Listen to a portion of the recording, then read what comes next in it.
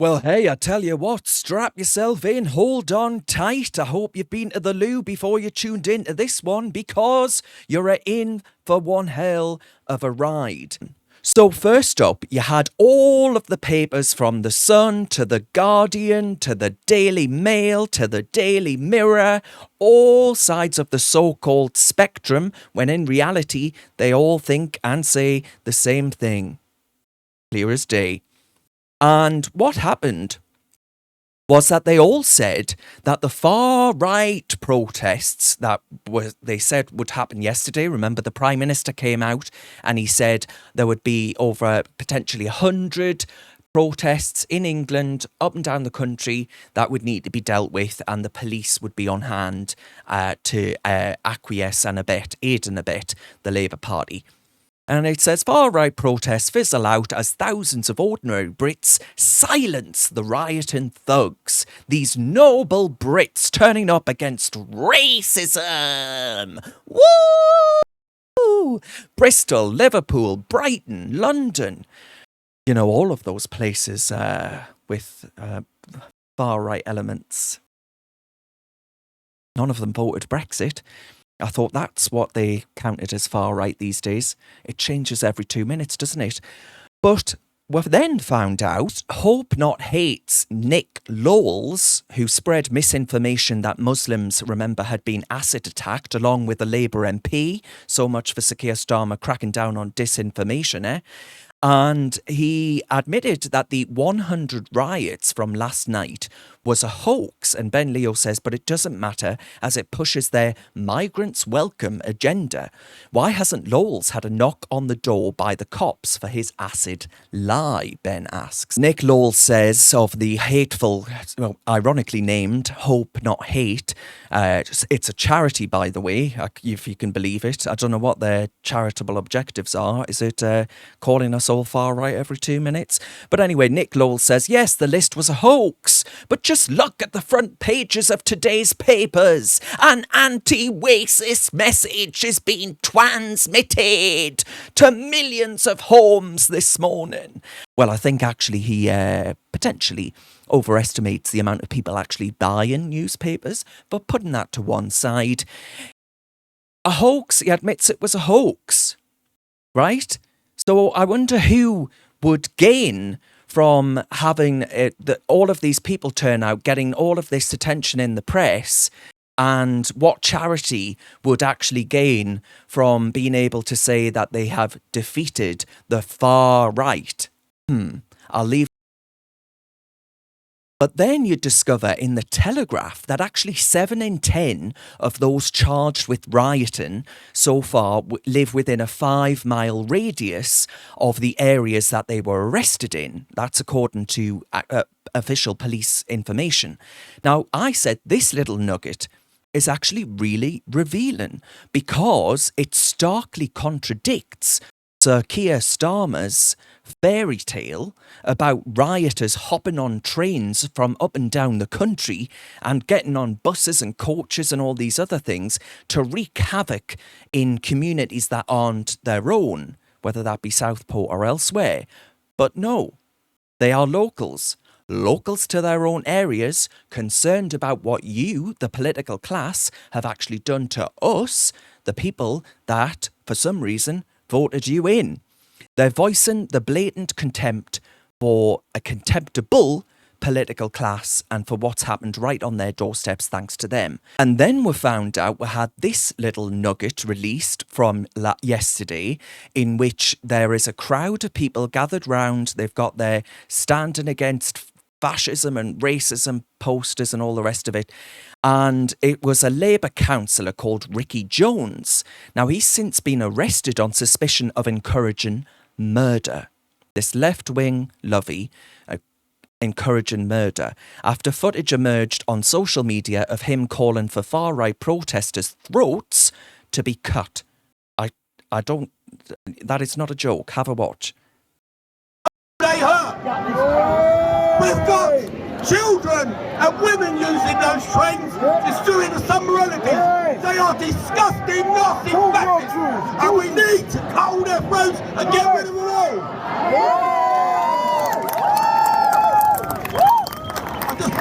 Thank you all. I'm going to leave it now. And free! Free, free! Palestine! Free, free! Palestine! Free, free! Palestine! Thank you. God bless you all. Thank you so much. Thank you all. Well, I mean, once again, does it not show that the real Nazis in this world today are those flying the bloody Palestinian flag, right? I'd like to see all of these people in this audience here with their coloured hair and all the rest of it probably identify as non-binary and, I don't know, some new sexuality. If they all went over to Gaza, they wouldn't last 2 sodden minutes. But just have a watch of that again and look at the way in which the crowd, when he says it, when he says that their throats should be cut, look at the crowd. I just want to say thank you all. I'm going to leave it now. The organiser, they all applaud him, they give him a cheer and applause. They're all delighted, like a sort of adoring seals performing for their aquarium. And you look at this and you think, well, hang on a minute. You just arrested a load of people for inciting violence and supporting extremism and all these other things. Hasn't a group of people here, a group of all of these hard lefty, unwashed masses, actually just applauded him calling for those on our streets who are upset about mass migration to actually have their throats cut, and they all applaud him? Surely they should be investigated for extremism. I assume the Prevent programme will be on the phone. Yvette Cooper, she'll have her curlers taken out straight away and she'll be right on that blower getting these people arrested. Right? Right? No. What do you mean? No? Well, we then had this happen in which Stephen Menan, who is a man from Teesside, arrested for his involvement in the violent disorder in Hartlepool on Wednesday 31st of July. Now, Judge Laird jailed him for 26 months. That's over 2 years. Jailed him. Now, you might think, well, what did he do? He must have smacked a copper, surely, right? Even though, of course, we haven't arrested those involved in the Manchester airport in which a copper had her nose broken, lacerations across her face, and we allow them to go out on bail and do press conferences seeking sympathy from you, the British public, who's probably paying for their legal aid to fund their legal challenge. But Stephen Menan, what did he do, I wonder? What did he do? Well, Cleveland police, they say, the 53-year-old was constantly in the face of officers gesticulating, pointing, and shouting at them. Shouting at them? 2 years for shouting at someone? For pointing at someone and shouting? 2 years in prison? We've got people that are stabbing kids on the street with knives who aren't in for prison for that long. They're let out early. We've got people who have been involved in systemic child rape in grooming gangs. They're let out early. 2 years for shouting in someone's face. Now, you know, I don't think that would have been a nice thing to happen to the coppers, and you can argue quite reasonably that they don't have anything to do with the political inaction that this country is suffering and has suffered for many years now. But 2 years for shouting. Give them community service, make them clean the street, make them scrub graffiti, make them go out and, I don't know, help the elderly. But 2 years in prison for shouting when we've got people doing horrendous things in this country and they don't get anything like that. I wonder, ask yourself this, will the bloke who's just been arrested today, the former Labour councillor, now former, who said, cut the throat of the far right, and everyone, remember, is far right in this day and age, it's everyone he disagrees with, quite a lot of us, I'd imagine, cut the throat, cut our throats, will he get 2 years in prison?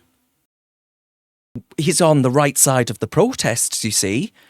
So it's different. The law is applied differently depending on which side of these protests you're on. He did far worse than shouting a copper's face. He incited actual violence. I think it's absolutely extraordinary, don't you? I was reflecting on all of this morning and I said, blimey, how fast we've stopped discussing our stabbed army officer, Lieutenant Colonel Mark Teaton, stabbed army officer, barely a whisper about the lack of policing and significant arrests at Hare Hills in Leeds, which of course had buses burnt to the ground, you had bonfires started in the middle of a busy road. The police, nothing here to see. Birmingham just the other day, nothing here to see. People carrying up weapons openly, nothing here to see. Pubs being attacked, nothing here to see. The Manchester airport thugs that I mentioned, forgotten. Shrug your shoulders. 3 dead angels in Southport. We've moved on from that. That'll be forgotten. He'll probably be in court sometime next year. By then, everyone will have moved on. And I think that's deliberate. I think they want us to move on from these issues.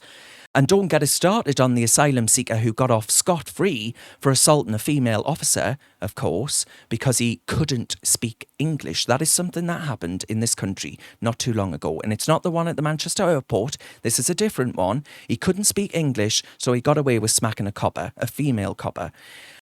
And in Hartlepool, going back to a 2-year-long sentence for that bloke who was shouting in a copper's face, Hartlepool is where the pensioner Terence Carney was actually stabbed to death, and the asylum seeker who did it said he did it for Gaza. For Gaza. These are the people we're letting in to our country, killing our pensioners. And you don't have a right to get angry about that on the streets of Hartlepool where it happened. So I said, listen, revolting gammons, right? They're the ones that can be expedited and locked in the slammer, banged up quicker than you can say two-tier Kia. But we move on, something else happens, we shrug our shoulders, the same cycle repeats. Anyone else sick to death of this happening time and again? This damage that's been inflicted upon us that we're just expected to endure? Guido Fawkes showed us that the off-communists, they're the ones who regulate British television and now the internet, thanks to the stupid legislation called the Online Safety Bill that the useless, feckless Conservative Party passed in government. And it says, actually, that you could be guilty, or the letter from Ofcom to online service providers says that you are at risk of being used to stir up hatred, provoke violence and commit other offences under UK law in the context of recent acts of violence in the UK. So publishing what's going on in our country, which I think you have a democratic right to see and debate in what is the de facto public square now. You know, what happens online, what you see online is what's going on in the country, because the politicians won't tell you the truth. The media won't tell you the truth. We need social media to ensure that we actually get the full picture. So they're, Ofcom, the regulator, are warning internet providers against that. We've already seen the police make similar warnings. The CPS said you might be banged up if you share videos. And the ultimate goal, Guido says, of Newspeak was to manipulate the language of the populace to such an extent that they change their consciousness and eliminate even the possibility of thought crime. Of course, quoting the brilliant Orwell. And I said, Ofcom warn online publishers about what they're posting during the riots. I said, make no mistake, these threats are what we warned with the Tory Online Safety Bill that I just mentioned. It's a censorship charter. And I said, expect this to get worse, expect more people to be charged, like that old elderly granddad who was arrested and asked if he should take his medication with him into the slammer for commenting something on Facebook. I said, we're not a free country and we're not free to receive the facts.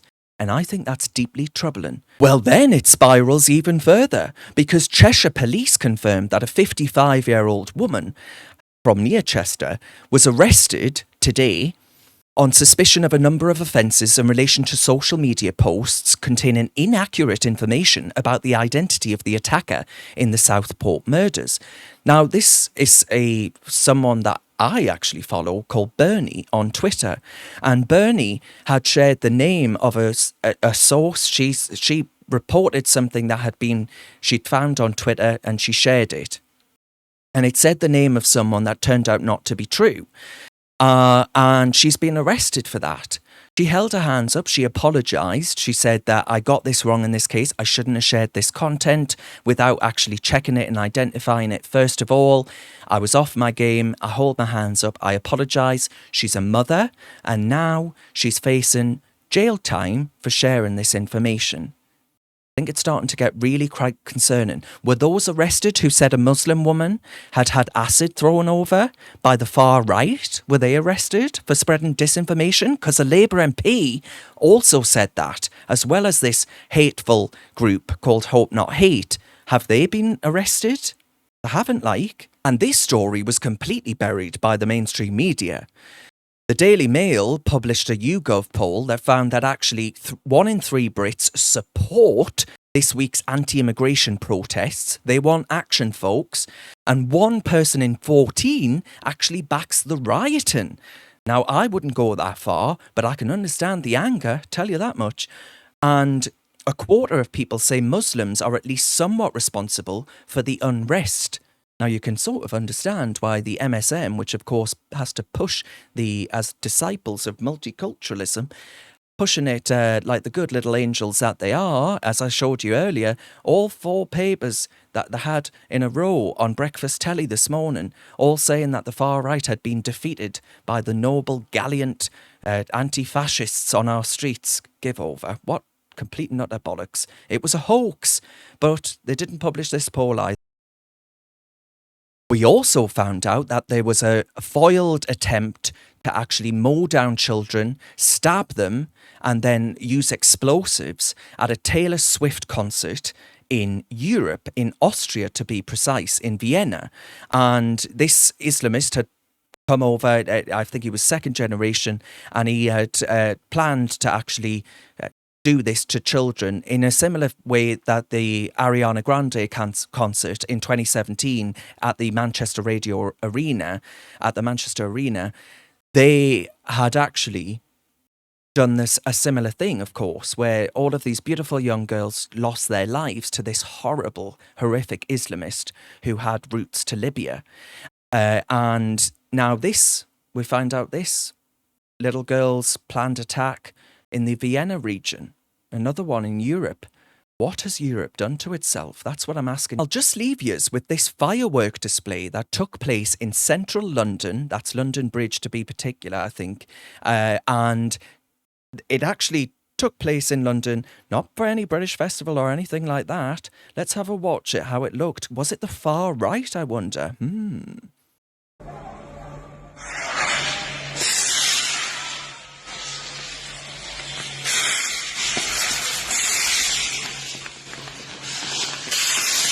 Proper going for it. It was illegal, by the way. They didn't have permission for this.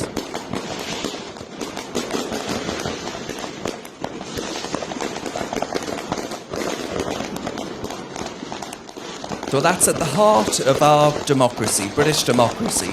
This illegal fireworks display going off like that, making all that racket, lighting up the sky.